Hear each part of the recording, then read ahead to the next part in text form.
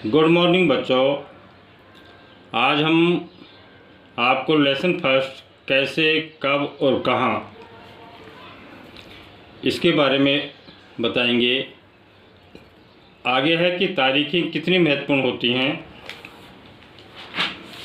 तो देखिए, यह इतिहास राजा महाराजाओं और उनकी नीतियों के बारे में होता था। जो इतिहास होता था, राजा महाराजा जो होते थे उनकी नीतियाँ किस प्रकार की होती थी उसके बारे में होता था। इतिहासकार यह लिखते थे कि कौन से साल राजा को ताज पहनाया गया था, किस साल राजा का विवाह हुआ था, किस साल उसके घर में बच्चा पैदा हुआ, कौन से साल उसने कौन सी लड़ाई लड़ी, वह कब मरा और उसके बाद कब कौन सा शासक गद्दी पर बैठा। ये सारी चीज़ें इतिहासकार लिखते थे। इस तरह की घटनाओं के लिए निश्चित तिथि या तारीख बताई जा सकती है और इस तरह के इतिहासों में तिथियों का महत्व बना रहता है। जैसे कि पिछले साल की इतिहास की किताबों में आपने देखा है। अब इतिहासकार बहुत सारे दूसरे मुद्दों और दूसरे सवालों के बारे में भी लिखने लगे हैं। वे इस बात पर ध्यान देते हैं कि लोग किस तरह अपनी रोजी रोटी चलाते थे, वे क्या पैदा करते थे और क्या खाते थे, शहर कैसे बने और बाज़ार किस तरह फैले, किस तरह रियासतें बनी, उन रियासतों के राजा कौन थे, नए विचार पनपे और संस्कृति व समाज किस तरह बदले। आगे आती है कौन सी तारीखें। कुछ तारीखों को महत्वपूर्ण मानने का पैमाना क्या होता है। हम जो तारीखें चुनते हैं, जिन तारीखों के इर्द गिर्द हम अतीत की कहानी बुनते हैं, वे अपने आप में महत्वपूर्ण नहीं होती। वे इसलिए महत्वपूर्ण हो जाती हैं क्योंकि हम कुछ खास घटनाओं को महत्वपूर्ण मानकर चलने लगते हैं और कहते हैं कि ये तो घटना बहुत खास है या महत्वपूर्ण है, ये मानकर चलते हैं। अगर अध्ययन का विषय बदल जाता है, अगर हम नए मुद्दों पर ध्यान देने लगते हैं, तो महत्वपूर्ण तारीखें भी बदल जाती हैं। एक उदाहरण पर विचार कीजिए कि भारत में ब्रिटिश इतिहासकारों ने जो इतिहास लिखे, उनमें हर एक गवर्नर जनरल का शासनकाल महत्वपूर्ण है। ये इतिहास प्रथम गवर्नर जनरल वारेन हेस्टिंग्स के शासन से शुरू होते थे और आखिरी वायसराय लॉर्ड माउंटबेटन के साथ ख़त्म होते थे। अलग अलग अध्यायों में हम दूसरे गवर्नर जनरलों Wellesley, Bentinck, Dalhousie, Canning, Lawrence, Lytton Ripon, Curzon, Hardinge, Irwin के बारे में भी पढ़ते हैं। इस इतिहास में गवर्नर जनरलों और वाइसरायों का कभी न ख़त्म होने वाला सिलसिला ही छाया रहता है।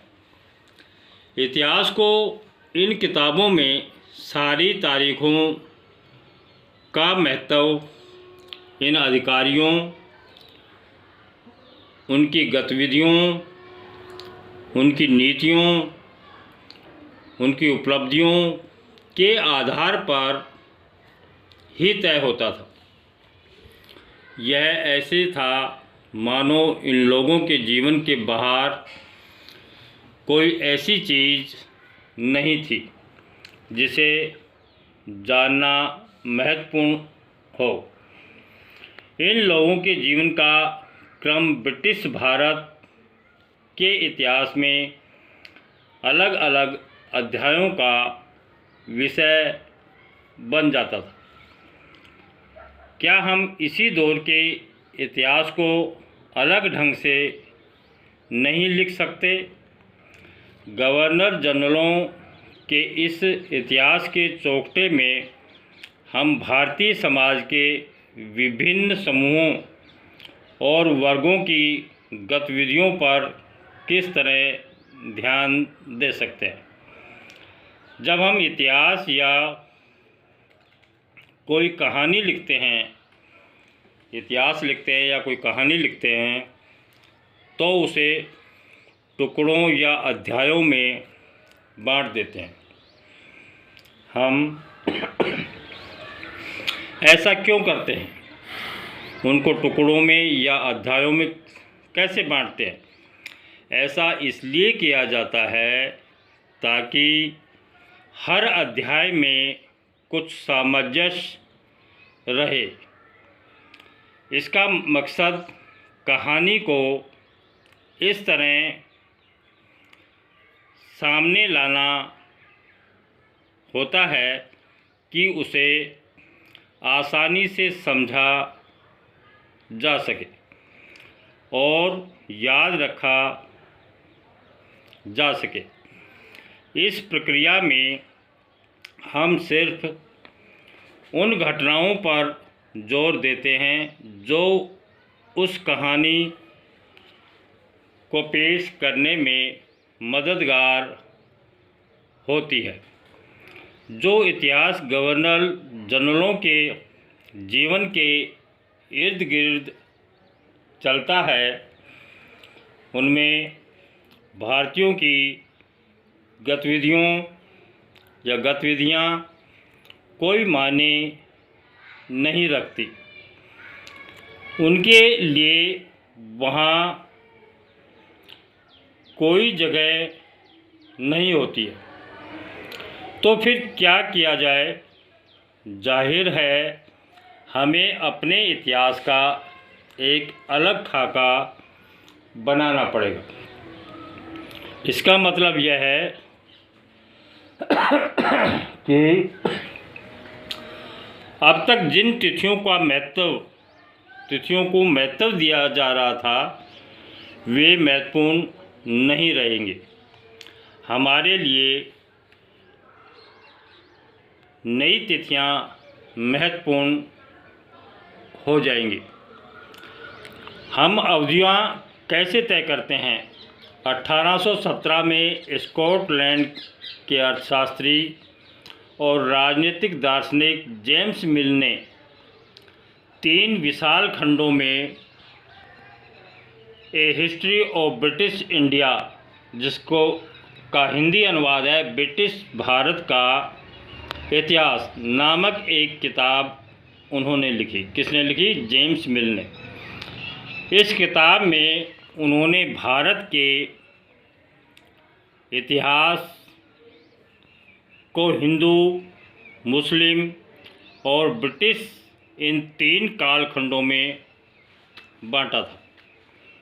कालखंडों के इस निर्धारण को ज़्यादातर लोगों ने मान भी लिया। कि क्या आपको भारतीय इतिहास को समझने के इस तरीके में कोई समस्या दिखाई देती है तो बच्चों आज के इस अध्याय में इतना ही। इसको आप पढ़ना और इसको लर्न करना। ये पेज नंबर 2 और 3 पर है। थैंक यू बच्चों।